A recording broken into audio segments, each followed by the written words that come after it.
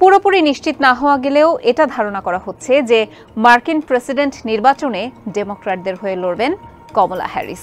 নির্বাচনে তিনি কেমন করেন সেটা সময়ই বলে দেবে, কিন্তু নির্বাচনী দৌড়ে ভারতীয় বংশোদ্ভূত এই নারী যুক্ত হওয়ায় স্বাভাবিকভাবেই প্রশ্ন উঠেছে যে ভারতের বিষয়ে কমলা হ্যারিসের অবস্থানটা কি হবে, বা রাশিয়া ইউক্রেন যুদ্ধ কিংবা গাজা যুদ্ধ বা চীন ইস্যুতে তার পরিকল্পনা কি হতে পারে। এসব বিষয়ে আল জাজিরা একটি বিশ্লেষণধর্মী প্রতিবেদন প্রকাশ করেছে, যার পরিপ্রেক্ষিতেই আমাদের আজকের প্রতিবেদনটি সাজানো হয়েছে। আপনাদের সাথে আছি আমি মোহনা হোসেন।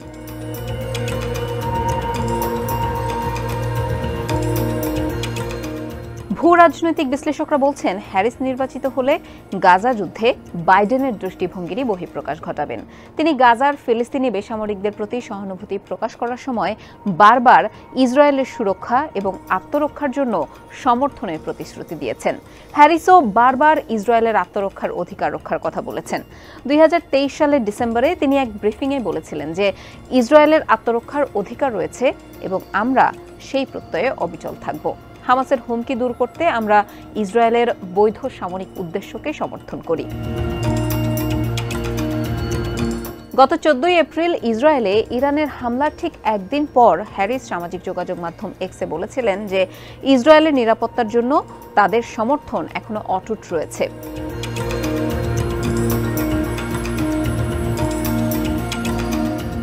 প্রেসিডেন্ট জো বাইডেনের অবস্থানের সাথে সামঞ্জস্য রেখে হ্যারিস রাশিয়ার বিরুদ্ধে ইউক্রেনের আত্মরক্ষার প্রচেষ্টাকে দৃঢ়ভাবে সমর্থন করেন। হ্যারিসও বাইডেনের মতো ন্যাটোর প্রতিশ্রুতিবদ্ধ সমর্থক। গত জুন মাসে হ্যারিস সুইজারল্যান্ডে এক শীর্ষ সম্মেলনে ইউক্রেনের প্রেসিডেন্ট ভলোদিমির জেলেনস্কির সঙ্গে দেখা করেছিলেন। তিনি সম্মেলনের উদ্বোধনী বক্তব্যে বলেছিলেন, রাশিয়ার আগ্রাসন শুধু ইউক্রেনের জনগণের জীবন এবং স্বাধীনতার উপর আক্রমণ নয়, এটি শুধু বৈশ্বিক খাদ্য নিরাপত্তা এবং শক্তি সরবরাহের উপর আক্রমণ নয়।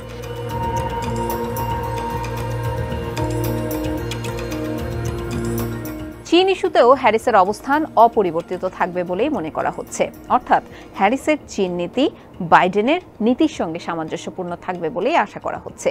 বিশেষ করে এশিয়ায় চীনা প্রভাব কমাতে বাইডেনের মতোই পদক্ষেপ নিতে পারেন হ্যারিস।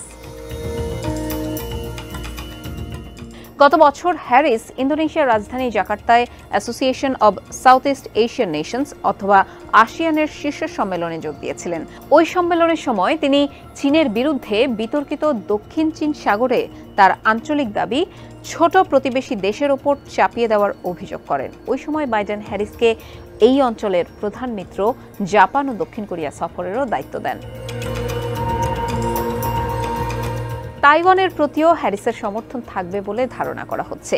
2022 সালে এক বক্তব্যে তিনি প্রতিশ্রুতি দিয়েছিলেন যে আমরা আমাদের দীর্ঘস্থায়ী নীতির সঙ্গে সামঞ্জস্য রেখে তাইওয়ানের আত্মরক্ষার সমর্থন অব্যাহত রাখব।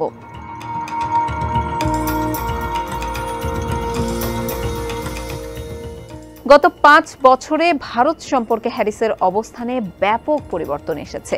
হ্যারিস জনসম্মুখে বারবার তার ভারতীয় বংশোদ্ভূত মা এবং জামাইকান বাবার কন্যা হিসেবে তার ভারতীয় ঐতিহ্য এবং দেশটি তার কাছে কতটা গুরুত্বপূর্ণ তা উল্লেখ করেছেন। 2019 সালে ভারতের প্রধানমন্ত্রী নরেন্দ্র মোদী ভারত শাসিত কাশ্মীরের আধা স্বায়ত্তশাসিত মর্যাদা তুলে নিতে সংবিধানের 370 ধারা প্রত্যাহার করেছিলেন। হ্যারিস এই পদক্ষেপকে তিরস্কার করে বলেছিলেন, আমাদের কাশ্মীরিদের মনে করিয়ে দিতে হবে যে তারা বিশ্বে একা নয়। ওই সময় তিনি ক্যালিফোর্নিয়া থেকে নির্বাচিত সিনেটরও ছিলেন। কিন্তু বাইডেন প্রেসিডেন্ট নির্বাচিত হলে ভারতের প্রতি হ্যারিসের দৃষ্টিভঙ্গির পরিবর্তন হয়। 2021 সালে তিনি মোদির সঙ্গে একটি সভায় অংশ নেন। তখন করোনার ভ্যাকসিন তৈরিতে ভারতের ভূমিকার প্রশংসা করেছিলেন হ্যারিস। চীন ইস্যুতে মার্কিন যুক্তরাষ্ট্র এবং ভারতের অবস্থান অভিন্ন বলেই মনে করা হয়। ভারতের এই অবস্থান দেশটিকে এশিয়ায় মার্কিন যুক্তরাষ্ট্রের একটি কৌশলগত অংশীদার করে তুলেছে। গত বছর হ্যারিস এক অনুষ্ঠানে ভারতীয় প্রধানমন্ত্রীকে 21 শতকে ভারতকে একটি বৈশ্বিক শক্তি হিসেবে আবির্ভূত হতে সহায়তায় নেতৃত্বের ভূমিকার জন্য ধন্যবাদও জানান। গত বছর G20 শীর্ষ সম্মেলনে মোদির নেতৃত্বের প্রশংসা করেছিলেন হ্যারিস।